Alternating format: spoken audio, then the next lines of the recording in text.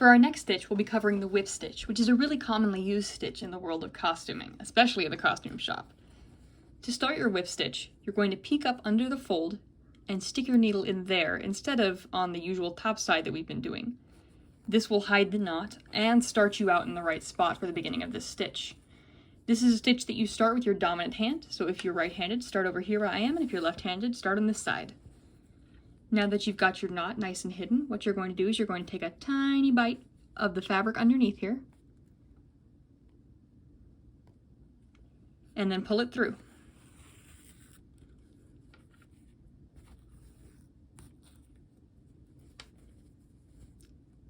Next, you're going to move forward on the underneath side and poke your needle out ever so slightly, making sure that you're spacing it about 1/4 inch away from your first stitch, and pull it through again.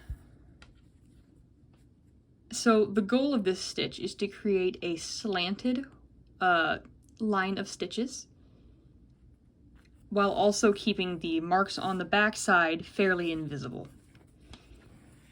This is not necessarily as invisible as some of the other stitches we will try, but it is a very commonly used one, and it's one that can be done pretty quickly, which is why it's so favored for labels. So you go up on the underneath fold, and notice I'm not going through the back side on this part, just the fold part. Pulling through. Whoop.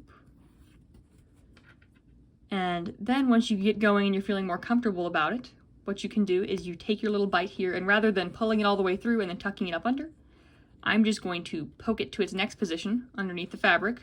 I'm not going through the back in that part, and I'm going to pull it like that. And so that is generally the movement of this stitch, is tiny little bite from the bottom, twist up, poke out through the top, and then you pull. And hopefully you don't have knots in your thread like I do, because I need to adjust the length of my tails. If you are having this happen, it means that your short tail has gotten not so short. It is now outpacing your long tail. And so you just need to get them rightened, and they will no longer do this. Now that the knot is gone, you're just going to continue that progress, taking a little bite in and then twisting up, poking out here. This is another stitch where if you feel like you're having trouble keeping things even, you can always mark dots on your fabric about 1/4 inch apart. That is not super vital to this stitch necessarily, but the stitch is definitely one you want in your toolkit. This is used on all of the labels in every costume shop I've ever worked in, and so what you're doing is, if this was a costume piece with a label, the piece I'm taking a tiny little part of is the costume, and the piece that the top fold part that I'm much less worried about taking chunks of fabric out of is the label. Everything in the world of costuming needs labeled, because otherwise, once it goes through the laundry or when it gets hung up and everybody goes home at the end of the night, it can be difficult, if not impossible, to figure out who wears what. This is especially true in a show where there's like a chorus of people and you all wear matching costumes. No one wants to be switching costumes around, because one, that's gross, and two, it's not going to fit right. These clothes are custom made for a person, and so having a label in there just makes sense. This stitch is also great if you are into cutesy details on handmade sewn goods, because it does have that classically hand-stitched look. I personally am a big fan of using this finishing on different little critter type creatures, especially when they've got flat areas that I can do this around the edges of it. In an accent color or in just similarly colored thread, but to add a little bit of fun taste to it.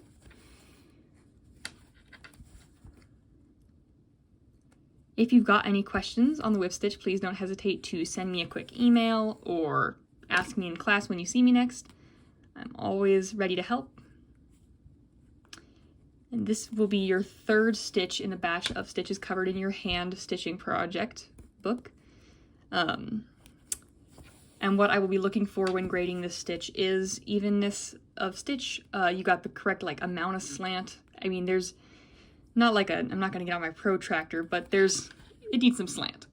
It needs to have a certain level of slantiness to show that you're actually doing the whip stitch and not doing something else, something strange. Okay, and once you reach this end part here. I'm going to make one last stitch. And then in our theoretical world where this is the label and this is the fabric, or at the very least, this is the part we're trying not to show stuff on, I'm going to loop my thread through just this flap layer and make my knot there, rather than going all the way through every layer, because I don't want this showing on the outside.